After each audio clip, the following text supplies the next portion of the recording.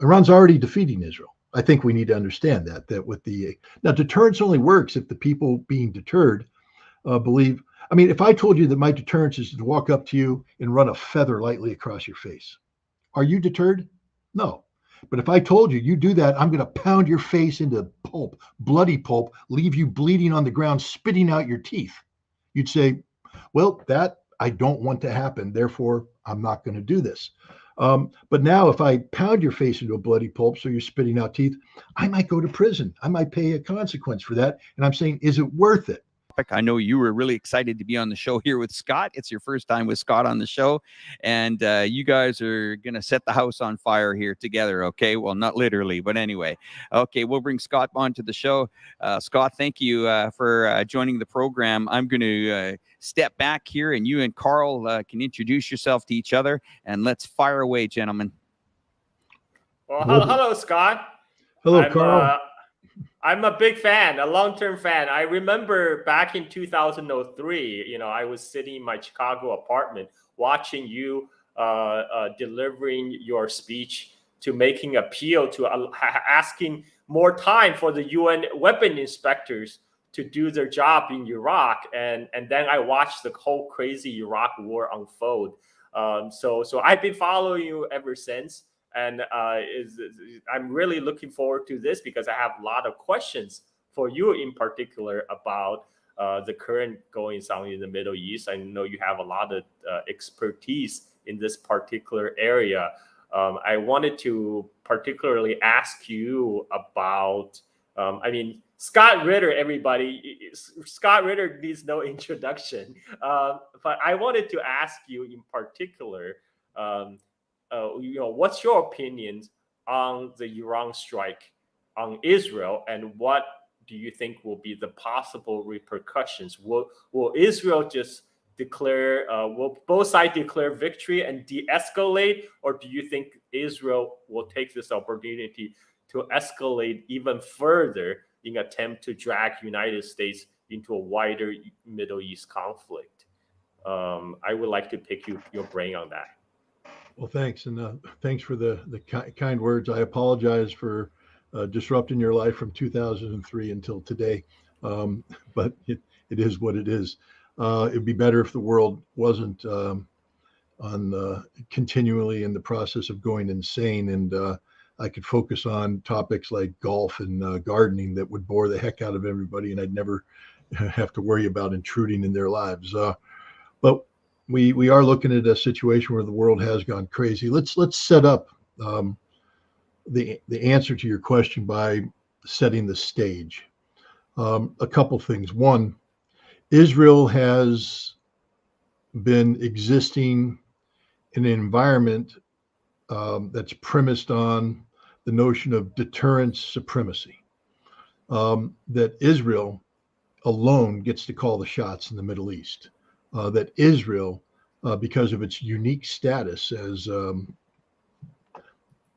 home of God's chosen people, with its biblical connotations, and in the history of World War II, the Holocaust, and the persecution of Jews, Israel has taken all this, perverted, I believe, the memory of those who died in the Holocaust, because you can't justify one genocide, which is the ongoing genocide carried out by Israel against the Palestinian people, by citing an earlier genocide, the genocide carried out by Nazi Germany against Jews.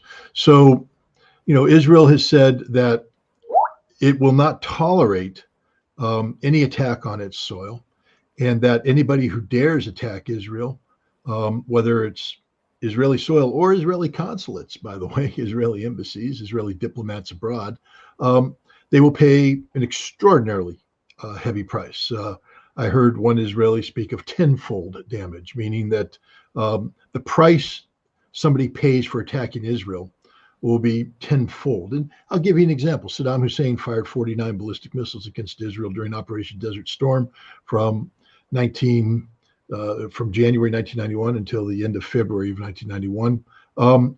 From that, Israel embarked on a policy of assassinating Saddam Hussein. A lot of people don't remember 1992, 1993, when the Israeli government basically made it their policy of assassinating Saddam Hussein. They would have carried it out had their special forces not had a horrible accident in their training ground where it was supposed to be a rehearsal using inert weapons. But one of their elite commandos made a mistake and had a live missile, and they fired against the vehicle that was supposed to be simulating, carrying Saddam, and killed a whole bunch of Israeli commandos. And the assassination attempt went public, and so they had to pull the plug on the assassination attempt.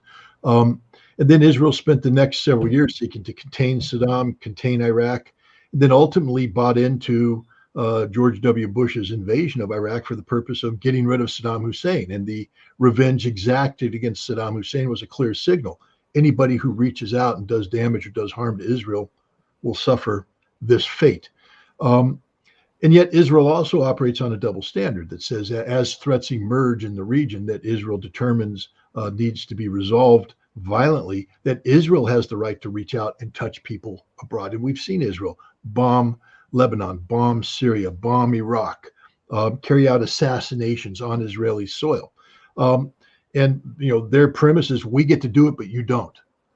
And Iran had, for whatever reason, and I think the answer is that when Iran looks at the strategic balance of their interests, that Iran determined that the strikes that Israel carried out against Iran were of a lesser degree than the consequences Iran would pay for retaliating against Israel. In this case, Israeli deterrence supremacy won out. Iran took a look at the situation and said, it's not in our interest to strike Israel directly, that we will use proxy conflict, we will use hybrid conflict. And indeed, Iran was, and successfully so. One only has to take a look at the axis of resistance performance in post-October 7th battle space to see that Iran and the axis of resistance, Hamas, are winning and against their strategic conflict with Israel. And so Iran's posture wasn't a posture of weakness, but actually a posture of maturity, a posture of patience, a posture that was imbued with strategic vision, not knee-jerk overreaction, which is sort of the modus operandi of the weak and those who lack confidence in their overall strategic posture, Israel.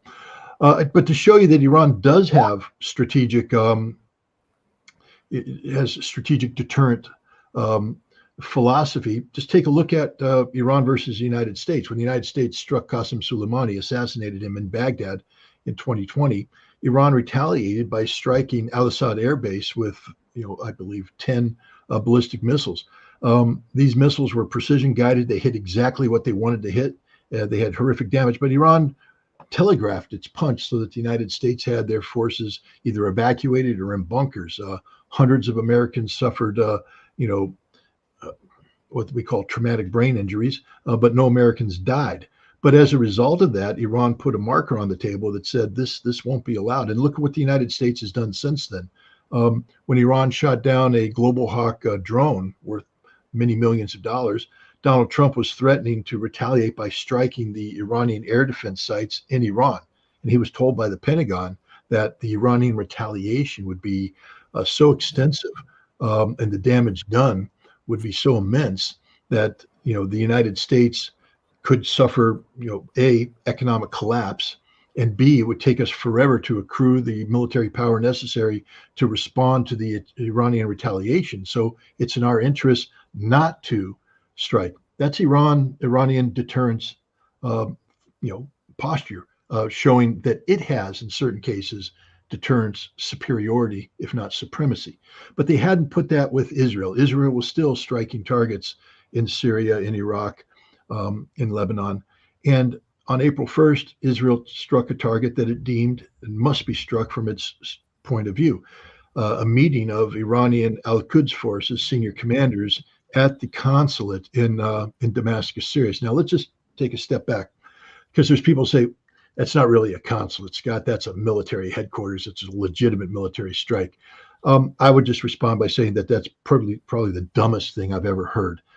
Every embassy that the United States runs in major countries incorporates a significant CIA presence. There's a CIA station that carries out covert actions against the the nation that they're in. Even if they're friends, ask the Germans, how was it for Angela Merkel to have her phone calls intercepted by the United States, their friend?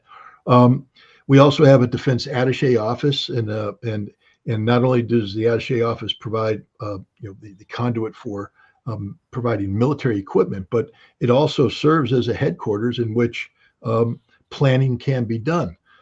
So, for instance, a lot of the planning being done right now in support of what the United States and NATO is doing in Ukraine is done in U.S. diplomatic facilities in Europe by defense personnel, both those who are permanently stationed there and those who are temporarily reassigned. So if we use the standard that Israel used to strike the consulate, that it was providing a safe haven, a diplomatically protected safe haven for Iranian military personnel to plan activities that could be seen as detrimental to Israel, then understand that every diplomatic facility run by the United States, run by Europe, run by almost every nation falls in the same category and can be bombed. This is why the international community came together and passed agreements and treaties and such that established the notion of diplomatic invulnerability, that you can't strike these buildings, that it is inherently destabilizing. But Israel struck anyways, killed very senior officers of the Iranian Quds forces, and now Iran had a problem. If Israel was allowed to get away with this, then Iran wouldn't be able to do anything. Everywhere they turned, Israel could reach out and strike, and eventually Israel would become more and more bold, and it could lead to the Israelis deciding to strike Iran directly using F-35 fighters, missiles, etc. And we also have to keep in mind that Iran has been trying to get the United States for over 30 years now to join it in a military adventure against Iran, to destroy Iran's nuclear infrastructure, to destroy Iran's ballistic missile production capability, to carry out a regime change type conflict against Iran. That's been Israel's goal. Israel understands that it cannot fight Iran on its own, that it has no capacity to sustain meaningful military power projection into Iran, that it needs the United States. It must have the United States. So now we have a situation where Iran has to respond. But what is Iran trying to accomplish by attacking Israel? Are they trying to defeat Israel? Iran's already defeating Israel. I think we need to understand that what the axis of resistance is doing in terms of supporting Hamas in Gaza is a victory. The Israelis themselves, the day before the Iranian retaliation, Haaretz, a major Israeli newspaper, ran a front page story and said, "We've lost this war. It's done, finished. We can't win it. We're losing." And the Israelis recognize this. And so Iran's already winning. They don't need to attack Israel to win. And they don't want to do something such as an over response that empowers Israel to carry out a strike against Iran that the United States would feel compelled to join in on, thereby creating the conditions for a general war between Iran and the United States. So the response needs to be measured, but it also has to make sure that everybody involved understands that Iran will never again tolerate this. Now, deterrence only works if the people being deterred believe. I mean, if I told you that my deterrence is to walk up to you and run a feather lightly across your face, are you deterred? No. But if I told you, you do that, I'm going to pound your face into pulp, bloody pulp, leave you bleeding on the ground, spitting out your teeth, you'd say, well, that I don't want to happen. Therefore, I'm not going to do this. But now if I pound your face into a bloody pulp so you're spitting out teeth, I might go to prison. I might pay a consequence for that. And I'm saying, is it worth it? Maybe if I just went up to you and put my fist right in your face and tapped your nose just enough to let you know that I can make contact with your face anytime I want. And when I do make contact seriously, you're going down. That would be deterrence. You'd say, well, I couldn't stop that fist from touching my nose. What if he had hit me hard? I don't want that to happen. That's what Iran did. Iran carried out an action that wasn't designed to defeat Israel or to do harm to Israel. It was to let Israel know that Iran can reach out and touch Israel anywhere, anytime, with any amount of power, and there's nothing Israel can do to stop it. The proof in the pudding, Nevatim Airfield, the most heavily protected place on Earth when it comes to anti-ballistic missile capability, specifically tuned to deal with Iranian medium-range missiles, the very missiles Iran was firing into Israel. They had a giant ANTPY-2 X-band radar. Now, this is important for the Chinese audience here because this X-band radar is tied to the THAAD missile defense system that we throw into Guam and we throw into South Korea and Japan. We put it everywhere because we say it's part of our ballistic missile defense capabilities. And we're trying to tell the Chinese and others, North Koreans, we got your number. Don't even think about attacking us because we got this missile capability, this defense, this radar that will detect you attached to these missiles that will shoot you down. We're deterring you just simply by deploying this stuff. We had that in Israel. It's been in Israel for some time. And it's been linked into Israel's integrated anti-ballistic missile defense system, the Arrow 2, the Arrow 3, the Iron Dome, the improved Patriots, David's Sling, all of these capabilities that Israel, together with billions of American taxpayer dollars, in concert with the American Ballistic Missile Defense Organization, has been building for one purpose and one purpose only, to shoot down Iranian missiles. That's all they're trained to do. That's all they're supposed to do. And Nevatim is where this radar is. It's where the F-35Is are based. It's where a lot of stuff goes on. So they're protecting it. And that umbrella extends out over the Negev region to include Dimona, Israel's nuclear facility where their nuclear weapons are produced, to include Ramon Air Base, other air bases. It's saying you can't touch the Negev, that this is our safe haven, that from here we will launch the strikes that do harm to you. In the United States and Israel were confident that they had the best capabilities in the world. On the 14th, Iran launched an attack. Let's forget about the drones and the cruise missiles. Those were basically the alarm bells purposely set off so that Israel could put people into bunkers, get the kids out of the way. Iran wasn't seeking to strike civilian targets, but you never know in conflicts like this. If a missile hits something, it deviates off. You don't want a bunch of kids in a classroom getting blown up. So Iran is saying, get everybody out of the way. Here we come. We're coming. We're coming. Get what I'm saying? We are coming. So all those missile defense guys are going, all right, we get to do our thing. And they enhance it by putting airplanes out there to shoot down the drones. They bring in ships ashore that connect with, here's an important part too, again, for the Chinese audience, because now you know, just so you know what happened here, the American Aegis class destroyers came in and became interconnected with the ballistic missile defense architecture. They are now one with it. It's not architecture plus ships. They have joined together. That's how we do things. That's how we'll do it against you if we ever have to fight you. We'll bring our ships in, they'll tie in, and we're saying, we got your number. You can't beat us. So they're all ready. The Iranians came in with at least 3 different kinds of ballistic missiles. Now, they threw a bunch of other ballistic missiles out there that were designed to be detected and to be shot down. They'll send those out first. Now, what's important here is that the Iranians are collecting intelligence as this goes on. They fire these older missiles out there, and they go, okay, detection time, reaction time. Very important stuff to factor in here. Detection time, reaction time. How many targets generate how much response? So if I send 5 missiles, what responds? What's coming after us? Which missiles? How do they layer their defenses? All of this is being collected by the Iranians, who are observing and incorporating all this data. So they fire these things out, and sure, these things are getting knocked down. They're not the best. These are older ballistic missile trajectory type weapons, and they're getting knocked out of the sky. But that's okay, because now Israel is looking at the nodes in Israel where this stuff is being fired, and they redirect their missiles and they launch. The missiles they launched against these targets were basically 3 targets that Israel was 3 primary targets Israel is interested in hitting, and then several secondary targets. They hit them all.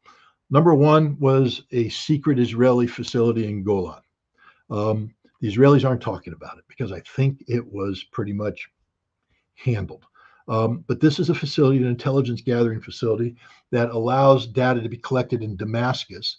And this intelligence was fed to the F-35Is that flew out of Nevatim and Ramon Air Base, or I think it was F-16s that flew in support of this attack. And so all three of these bases were related to, and this is important, related to the attack against the consulate. Iran didn't carry out an indiscriminate attack against things. They hit three targets, major targets, that were involved in striking the consulate. The one target in Golan Heights was hit very hard. Why? Because even though Israel has annexed the Golan Heights, it's not really Israel proper. So it's basically saying, this is fair game. It's not part of Israel. We're taking it out. We're going to do damage here deliberately. But the other two, Nevatim and Ramon, they're in Israel. Iran has to come in with that delicate touch to the nose. They can't punch the face in. So Iran sends missiles in. Let's just cut to the chase, first of all. At least 5 Iranian missiles hit Nevatim Airfield, the most heavily protected space on Earth, designed to prevent any missiles hitting. 5 hit. The Iranians, I believe, announced they launched 7 missiles against Nevatim. So they lost 2. Now, did these 2 malfunction? Did these 2 get shot down? We don't know. My guess, probably shot down. Because like a boxing match, even if you're an inferior boxer and you're going to lose the fight, you'll lounge around. You'll get a punch every once in a while. 2 missiles were shot down. But other missiles hit. And how did they hit? They hit by incorporating technologies that were known. I mean, it's not like they're unknown, but the West didn't take seriously, such as a separating maneuvering warhead. You see, the way the X-band radar is designed, it's going to detect this object that's coming in on a predictable ballistic missile trajectory. It's going to be a warhead attached to a main body. And the radar's pinging off that. And then at some point in time, the warhead separates. And now you create 2 different algorithmic calculations that are taking place within the radar thing. It's got a single target. It's become 2. One is a large mass that now is starting to spin and change its trajectory dynamics. So the radars have to adapt to that and send signals out. So already, just by separating your warhead, you've complicated the picture. And so now it's going crazy. They're getting new firing things, prioritization. What had they done in terms of bias? And so they're going to look at that large thing and they're going to fire at it. And these were hit. You can tell. If you look throughout Israel, you see the liquid fueled engines separated from the body. That means that a missile hit it, blew the engine out of it, and that fell to the ground. Tragically, one of those separated engines landed in the desert, and a 7-year-old Israeli Bedouin girl was severely injured. She's in the hospital right now. This is a tragedy. But the point is, a lot of the targets that Israel's hitting are these derelict, missile bodies that have no military value. They've separated the warhead, but now the warhead's coming in. So now the radar has to realign on the warhead and redirect and reprioritize. So things are happening. Remember, I'm just talking about one missile right now. One missile. Already I've created chaos by having a warhead separate. So now the warhead comes in, and now the Israelis and the Americans, they're all doing it. And I'm talking the whole world's focused. You got a whole bunch of keyboard warriors sitting there going, holy cow, what's happening? And the warhead comes in. So they start doing a firing solution on the warhead. 2 kinds of warheads came into it, or 3 kinds, but I'll talk about one. One was a warhead that had the ability to fire decoys. So as it comes in, and as the radars are starting to do the calculation, remember the Iranians, they're looking at reaction time. At what point in time does the anti-ballistic missile system engage? And so what you want to do right before that, right when the whole system going fire solution, we got it. You've seen it in the movies, it's fake, but like in Top Gun Maverick, he's and you got that little red square. You're like, oh, don't put the red square on the airplane. Don't do it. Also, deet, deet, deet, deet, deet. Missile fires up, bam. Oh God, you got me. So you have that equivalent of there, where the Israelis are going, oh, we're putting that red square on them. Oh no! But right before they fire it, the thing pops out all these decoys, and the whole radar system goes boom. We don't know what the hell just happened. Instead of 1, we've got 12. Which one is it? Because they're all maneuvering funny like, and they're shooting down at different velocities, and the whole system's going, God, we can't handle this. We can't handle it. And the real missile warhead goes, thank you very much. Boom, right on target. Couldn't be shot down. Can't be shot down. That's one. The other one is they just fired it and they released a maneuvering warhead. So from the start, it comes out and it just starts moving around. And the whole radar's going, oh, damn, this thing's moving. They're trying to catch on it. But right when they get the firing solution, it fires a rocket motor in the back and zooms in. But not only that, because it's maneuvered, it's gotten off a little bit on the track. So as it's zooming on the target, and you see the video of this, where the word comes in, and then it goes up, adjusts, goes up again, and hits the target. Terminal guidance hits the target. And it can't be stopped. And then finally, they brought in the large missile that doesn't have maneuvering and all that stuff. But once they clear out the whole battle space, look at the two big holes that were in the runway. That was done by a third kind of missile that just came in and said, yeah, we're the big boy. Boom, boom, goodbye. Now, imagine if after clearing out all the air defense, confusing the living crap out of all the air defense, the Israelis or the Iranians, instead of sending in 2 boomers, sent in 100 boomers. And each one was aimed at a warehouse building, a barracks building, a communications building, a hardened aircraft bunker, where the airplanes are stored, taking those out. And now you have 100 big craters in Nevatim. The face is destroyed. That's the future of Nevatim if the Israelis want to continue this game. But the other thing that happened is, as the missile defenses are being shot, the Iranians are collecting that data too. And they're sending stuff in. And you see the 2 warheads I described, the one with the shotgun effect and the other one with the maneuvering effect. Take a look. They have you see on the video where the Iron Dome is firing off their rockets up there. And then, wham, the guy comes in, fires his little shotgun shell, and they fire off more. Look at where the Iron Dome was firing, and look where the warhead hit. The Israelis really gave away the node, so they came in and went boom. Now imagine if the Iranians launch multiple waves of rockets, as they will in the future, and the first wave, in addition to blowing things up, starts giving away the targets, and they go, oh, here we are. Hi, we're Iron Dome. And the Iranians go, we don't care about Iron Dome. Well, wait a minute, over here, I'm Thad. I care about Thad. Bam, there goes Thad. I'm David Sling. Goodbye, David Sling. I'm an improved patriot. Das vidanya, mama. Arrow 1, arrow 2, you're done. And that's what would happen. They come wave after wave and just eliminate all this. And this is what happens. You see, the Iranians led with drones. And the purpose of the drones was to give advance warning. This was not a coordinated attack in terms of a classic time on target. See, a classic time on target has everything arriving at once. But now what the Iranians will look at what the Russians have done. The Russians have been masterful at going into Ukraine and taking out the Ukrainian air defense over time. Now the drones that used to go in to set off Ukrainian air defense so that more precision missiles could take them out, since there's no more air defense, the drones are just coming in, blanketing everything, and it's wide open. Now imagine you're Israel and you've just had all your air defense killed by the Iranians. Because remember, they have the capacity to do that now. They've proven it. Now the drones come in. Now people say, well, they'll be shot down by airplanes. Well, how much fuel is in an airplane? I'll give you a pro hint. It's not indefinite.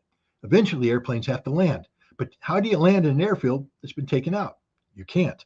You go to your reserve airfield, but that's been taken out too.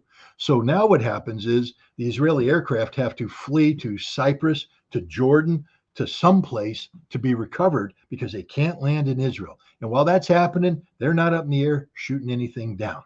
And so now the drones come in. And it won't be 100. It won't be 300. It'll be 1,000. And the drones will come in and there will be nothing left to shoot them down. And they will take out every single target in Israel. And this is just day 1, ladies and gentlemen. Then day 2 will come around and Iran will do it all over again. But this time, there's no air defense system. So that's what happened. Now, Iran didn't do this, but they can do it. And Israel knows it in America. Israel had its nose touched. Bam. And they're looking back and they're going, damn, we couldn't stop those missiles. And there was only 7 fired. We shot 2 down, but 5 came in. Guys, can we, if they sent 1,000 missiles at us, what would we get? We'd shoot down 20? So you're telling me that 980 missiles are going to hit Israel. We can't win that, can we? No. So maybe we don't want to bomb Iran. And here's the other thing. Even if Israel's crazy enough to talk about it, like Netanyahu's, in a domestic political crisis right now. So to save his political career, he might want to bomb, Iran, retaliate. The United States has put him in the hug. You see, it's a hug that looks like friendship. Hi, Israel, we're here for you. Let me introduce you to my X-band radar that controls everything. I'm hugging you, telling you I love you. But now Israel says, but we want to attack Iran. I'm not letting go of my hug. You see, it's become constraining. It's not here to tell you I love you. It's here to tell you I'm controlling you. And that if you want to go after Iran, you can't use the X-band radar to defend yourself anymore. You can't use any of the stuff we gave you to do anything anymore. And we're not going to be there with you. How are you going to refuel your airplanes? Who's going to get diplomatic clearance for you to fly over Saudi Arabia, Turkey? No, you're going to have to go a very predictable route over Jordan, through Iraq, and then you're going to come in on a predictable avenue of approach because it's dictated by the reality of your fuel availability because we haven't refueled you. So you're going to come in with very limited time, which means that instead of maneuvering, you got to go direct route. And the Iranians have stacked their air defense and all your airplanes are going to be shot down because you suck as a tiny little country that doesn't know how to fight a war of this scope and scale without American assistance. And that's the reality of it. Israel's a nation that can't even handle Hamas in Gaza. And now they want to talk about taking on Iran. And they want to do it. What? They can only do it if America helps them. The F-35 is a nice airframe, but it has extreme limitations. And one is fuel, the other is payload. I don't care how stealthy you are. The stealth doesn't work when you have to go in with a direct line of approach through air defenses that are looking for you. You may get to the target, but you ain't coming home. And Israel will lose almost all of its F-35 strike fighters trying to strike Iran in that way. They can only do it if America provides refueling, if America provides electronic warfare, if America provides fighter escorts, if America provides diversions, if we incorporate suppression of enemy air defense, if we come in and help remove Iranian air defense, suppress it so that the Israeli fighters can come in, having refueled now, can maneuver, take the better approaches, drop their ordnance, and get out. That could work once or twice. But Israel on its own, they can't do it. They can't do it. So Iran has established deterrence supremacy. That's the reality. Israel now looking at the fact that if Israel reaches out and touches Iran, Iran will hit Israel tenfold, doing far more damage to Israel than Israel would do to Iran.